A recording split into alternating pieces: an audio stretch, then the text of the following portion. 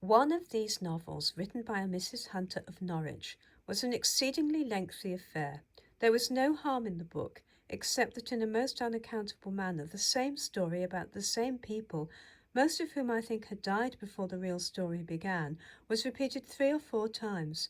A copy of the note written a few weeks afterwards in reply to the one from Mrs. Hunter will give you some idea of the state of the case.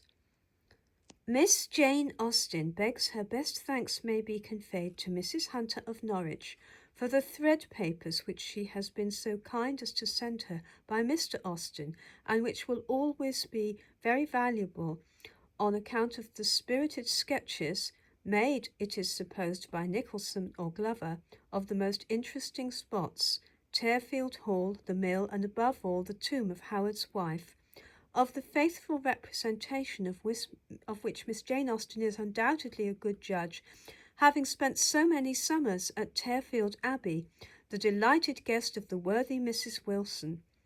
Miss Jane Austen's tears have flowed over each sweet sketch in such a way as would do Mrs. Hunter's heart good to see.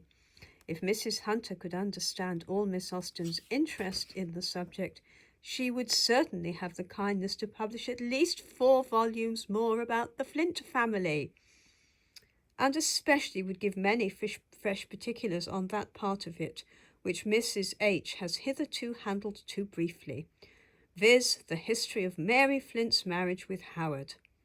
Miss Austen cannot close this small epitome of the miniature abridgment of her thanks and admiration without expressing her sincere hope that Mrs. Hunter is provided at Norwich with a more safe conveyance to London than Alton can now boast, as the car of Falkenstein, which was the pride of that town, was overturned within the last 10 days. The car of